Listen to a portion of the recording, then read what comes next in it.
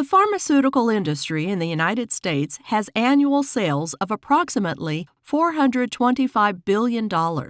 Of that, 17% is derived from the sale of opioids, the most powerful painkiller on the market. Approximately 80% of the global opioid supply is consumed in the United States. In recent years, the use of opioids in the U.S. has reached epidemic proportion. In supporting its claim that America faces an opioid epidemic, the Center for Disease Control and Prevention, CDC, stated in 2014 that the number of new opioid users in the United States increased by 104% between 2000 and 2010. In 2010, there were 2.4 million opioid abusers in the United States. Opioids are responsible for more deaths than cocaine and heroin combined. In California, as many as 4,000 people die from opioids every year, which is twice the number of homicides in the state. 1 in 5 doctor visits in the United States results in an opioid prescription. An estimated 15% to 40% of opioid users are likely to develop an addiction. OxyContin, which is the number one opioid, generated $3.1 billion in revenue in 2010. In 2009, some 15,500 Americans died from opioid overdoses, a 300% increase over the previous 20-year period, and that figure has risen every year since. For each of those 2009 deaths, there were an additional 10 treatment admissions, 32 emergency department visits, and 825 non-medical users of these drugs. Opioid users also die from improper drug interactions and other causes.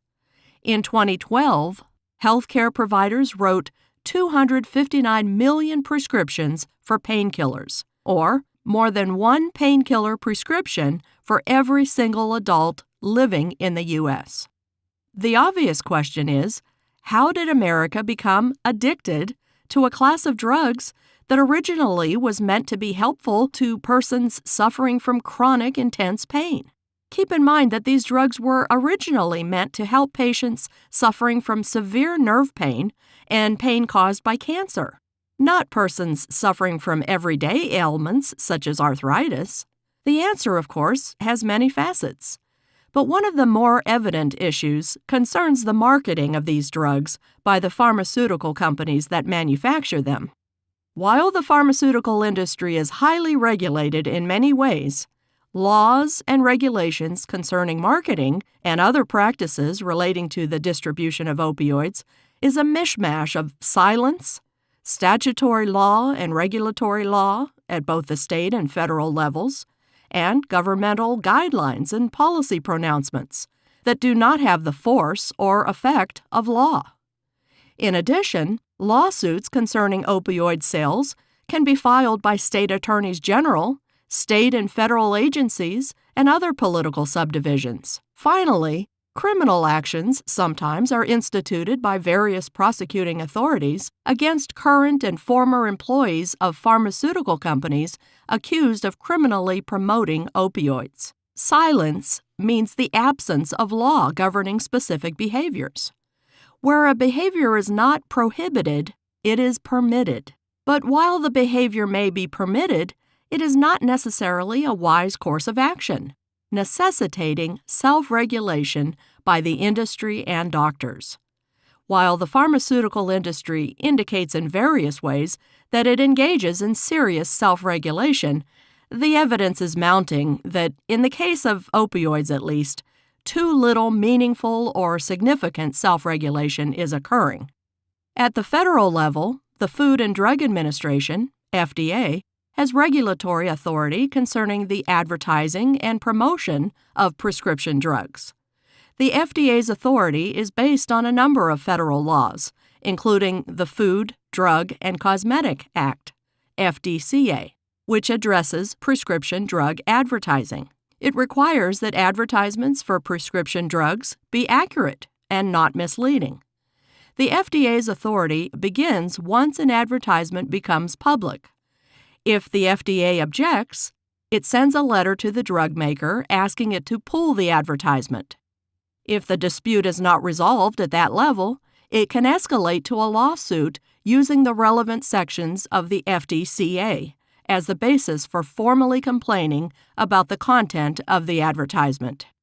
In addition to the FDA, the CDC now plays a role in trying to stem the opioid crisis. In March 2016, the CDC released the 2016 Guideline for Prescribing Opioids for Chronic Pain.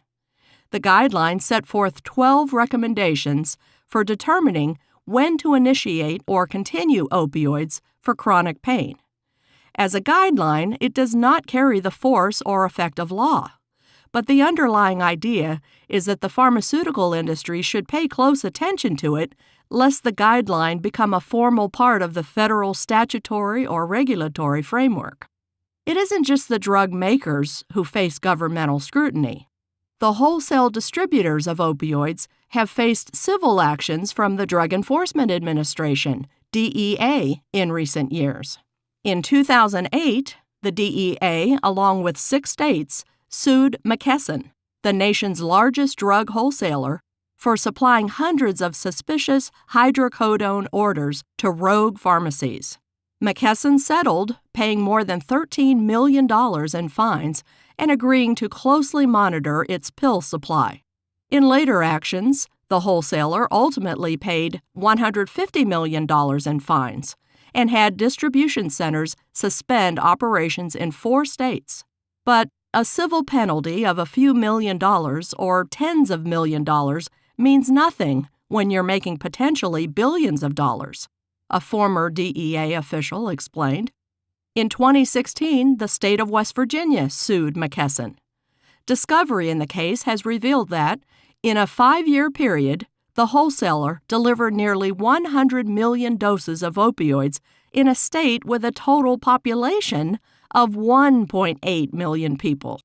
The suit alleges that while West Virginia was drowning in painkillers, McKesson continued to incentivize sales, with bonuses for the sale of oxycodone and hydrocodone.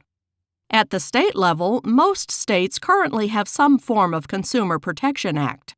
These laws are enforced by the attorneys general and/or district attorneys of each state. Similar to the FDCA, consumer protection laws prohibit deceptive practices aimed at consumers, including false and misleading advertising. In July 2014, attorneys for Santa Clara and Orange counties filed a complaint on behalf of the people of the state of California, alleging that 5 of the largest opioid manufacturers, Purdue Pharma, Cephalon, Janssen Pharmaceuticals, Endo Health Solutions, and Actavis, deceived physicians and patients alike by exaggerating the effectiveness of opioids for the treatment of long-term, non-cancer pain and withholding information regarding the dangerous, addictive effects of the drugs. The complaint claimed that there is no reliable scientific evidence for the benefits of opioids in this regard, and that the pharmaceutical companies were deliberately deceptive in order to increase their profits. As a result, according to the suit, a rise in opioid addiction has led to a myriad of deleterious social effects in California. Pfizer, the world's second-largest drug maker, recently agreed to adhere to strict standards for marketing and promoting prescription opioids to treat common chronic pain conditions, such as arthritis and back pain. The company made the agreement with the city of Chicago, which had sued 5 other opioid manufacturers over alleged misleading marketing of opioids. Pfizer had not been named in the lawsuit. In the criminal sphere, prosecutors are weighing in. For example, the arrests of 2 former pharmaceutical salesmen for allegedly paying doctors to prescribe fentanyl, the powerful painkiller that caused pop singer Prince's fatal overdose, drew a strong reaction from law enforcement and some doctors. Pharmaceutical companies have aggressively marketed risky and addictive painkillers in recent years and have paid more than $1 billion to settle charges of illegal marketing. Fentanyl is the most powerful of all opioids, and can be up to 100 times more potent than morphine. Clearly, there is a huge problem. Equally clearly, the answer to the problem is not so clear. In a titanic clash of capitalism, differing opinions concerning the nature of opioids and the effect they are having on Americans, and differing views of responsibility, law should bridge the gap. To some extent, it is likely that the law is inadequate in some areas.